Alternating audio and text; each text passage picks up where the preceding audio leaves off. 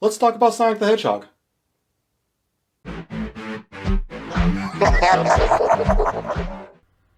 Ghosts in Sonic the Hedgehog. Yeah, those aren't characters you really think about in Sonic games, because obviously your first thought goes to Sonic and his friends, the humans, the typical robotic enemies, sometimes the occasional alien friend or foe, or the gods and monsters that can devour the Earth and annihilate time and space as we know it. Or those cute little chows. Ooh, I just want to pinch their little cheeks. While they aren't in every piece of Sonic the Hedgehog media or game, ghosts do appear quite often in the franchise. With that being said, and given that it's Halloween, now is a good time to look at the ghosts in the Sonic the Hedgehog series, and to also find out which one is the scariest of them all.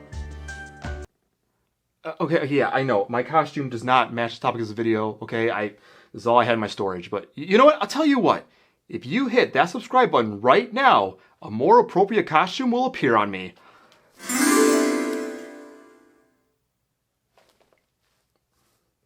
Wow, okay, screw you. So, what was the first kind of ghost to ever appear in Sonic the Hedgehog?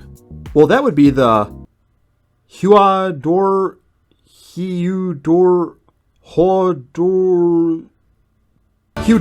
I don't know. These ghosts first appeared in Sonic and Knuckles and Sandopolis Zone. They're actually named after an onomatopoeia of the noises a ghost would typically make in Japanese media and literature. They appear in Sandopolis Zone after Sonic cracks open a container that they were all trapped in. The Hiya Dodos float around ever so slowly and will go away while there is a light shining in the level. And that's about it. Yeah, I know that's not the most interesting ghost ever. Okay, I don't know what to tell you. I didn't make the damn game. Surprisingly, the huge donuts made one more appearance in the future in Sonic Rivals 2. I cannot believe I'm talking about this game again after creating an almost half an hour long video on it. I am so sorry it ended up being that long. I did not mean for that to happen.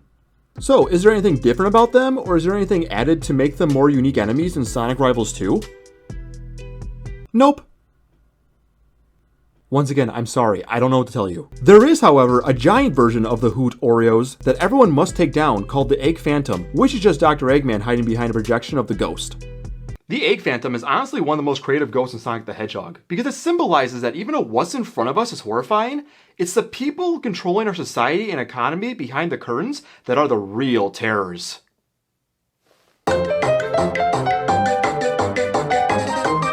Oddly enough though, the Who Dinos are not the only ghosts to appear in Sonic Rivals 2. There is also the Mimic Ghost, a phantom that can turn into any form it so pleases, which takes on the form of Sonic and Tails.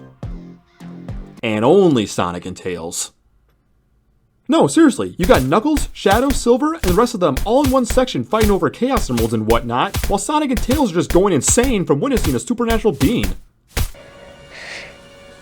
I see dead people.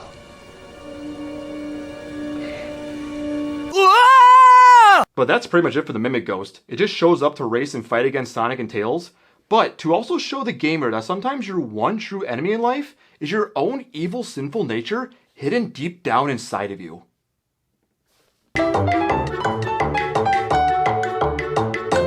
Now we're moving on to the ghosts that appear in Sonic Adventure 2, and these are the ones you are probably the most familiar with.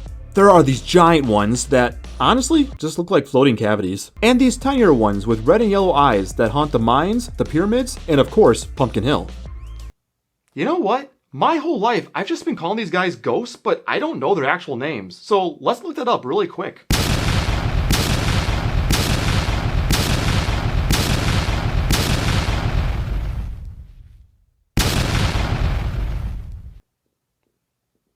Well, apparently I wore the right costume. I mean, come on. You had the clever name with the Hiya Doggos, but then you go ahead and just name your new ghost the same name as the iconic Super Mario enemy? Seriously, how did all of that go down?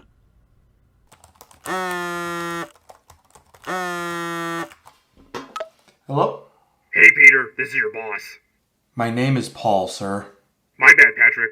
Look, I wanted to call and tell you that we had to let Frank go. You really let Frank go? Sure did. I just sent you a screenshot of his most recent Facebook post. The dude is so worried about how he's going to pay his rent. Sir, that's Fred. Okay, Felipe, whatever. Look, he named the new ghost enemies Boos, and that is already the name of the Mario enemies, so we fired him for being an idiot. Sir, you didn't have to fire him over that. I can just easily go into the program and change the name of the ghosts. No. What's done is done. I'm thinking we get creative with the looks of them to help us stand out. Add details that will really scare the kids. Every child is obviously scared of the dentist and Pink Eye. The dentist, yeah. But Pink Eye? I don't think the average kid is scared of that. Well, I have Pink Eye right now, and I am terrified. I just sent you a picture. Oh my god! Yeah, it really burns. Oh yeah, also, I was thinking of creating a king for these Boos. Let's see Nintendo try and get creative like that. Hey, boss? Yeah? Never mind. Similar to the Super Mario Boos, the Sonic Boos do have a leader named King BoOoOoO-m. Knuckles is the only character to encounter him in Sonic Adventure 2, and his reaction is priceless. What the... ghost? That right there is the face of fear. But not the kind of fear where you're terrified, but the kind of fear where you just heard the most shocking news of your life. And so you see, Knuckles, that is how a mommy echidna and a daddy echidna make little baby echidnas. And that is exactly how you came into this wonderful world. King BoOoOoM is sort of an odd character in terms of his origins. He's got the ability to shoot blue fireballs, and he only hangs out in pyramids, as he also appears in the pyramid in Team Sonic Racing. At first glance, he doesn't look like some kind of magical Egyptian ruler or god who passed away. There's really no way to tell what his origin story is. Even when he appeared in Sonic X, there really wasn't much of a backstory for— Ah! Whew, that scared me. Oh, imagine seeing that thing come out from under your bed. Even after Sonic Adventure 2, new ghosts started to appear in the franchise, like in Sonic Heroes. In the Mystic Mansion, these pumpkin ghosts pop up to scare the heroes. They have a pretty cool looking design with the jack-o'-lantern head and the cloak, but they only really appear for more level aesthetic purposes because they just slowly float around and can be taken out with one punch. In Shadow the Hedgehog, while you are playing through one of the 326 different storylines, you can travel to Cryptic Castle where you team up with Amy. She'll mention how much she hates ghosts. And which ghost is she talking about? These ones. Really? Your first 3 ghost designs were pretty good, but then you go to this?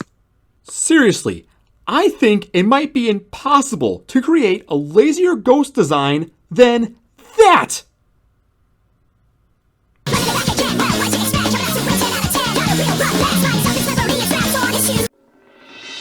Sonic the Hedgehog 2006, or what the average Sonic fan calls it, Sonic 06, or what the average gamer calls it, oh dear lord.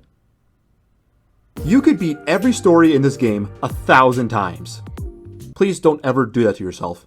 And swear that there were no ghosts anywhere in any kind of level or cutscene. Surprisingly though, there are ghosts in Sonic 06, and they appear in the hub worlds. Now, I will warn you that what you're about to see is pretty disturbing. I'm just giving you a heads up in case you want to skip ahead in the video. Okay, you have been warned. Here is one of the ghosts in Sonic 06.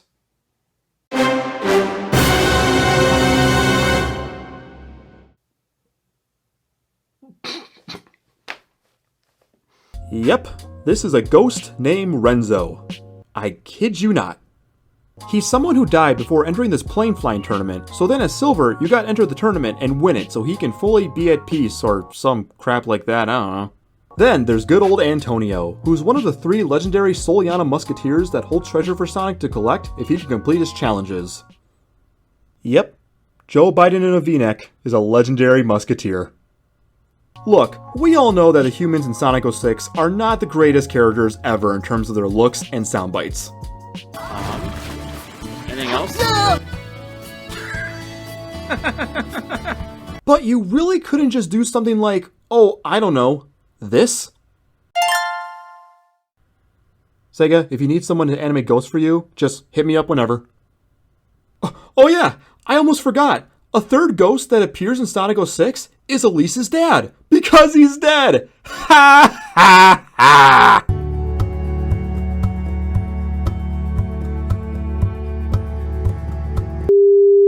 Now, get out your bags of popcorn because it's time to watch. God, that's hot! Sonic, Night of the Werehog. This short film premiered to coincide with the release of Sonic Unleashed. Here, we are introduced to Sue, Wu, and La. Sue and Wu capture photographs of scared children in order to impress La, since collecting photos of children screaming and hanging them up on the wall brings her so much joy. What the kind of three-way is this? After Sonic embarrasses Sue and Wu, they join forces to turn themselves into a giant green bull ghost to take down Sonic in his Werehog form. I mean, yeah, that makes sense, because when my wife and I hug each other, we turn into a giant purple elephant.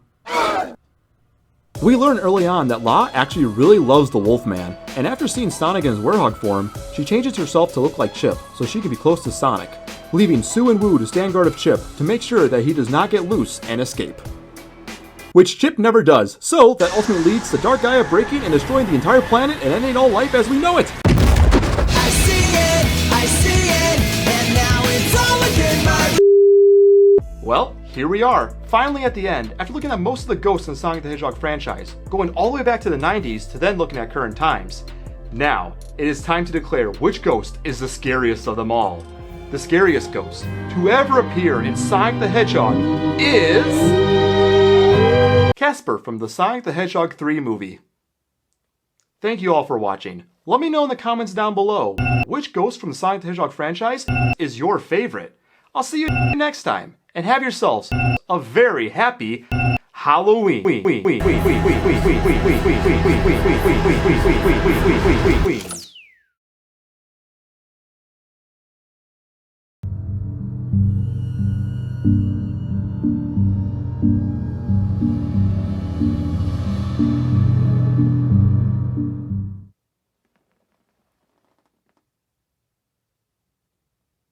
Hey.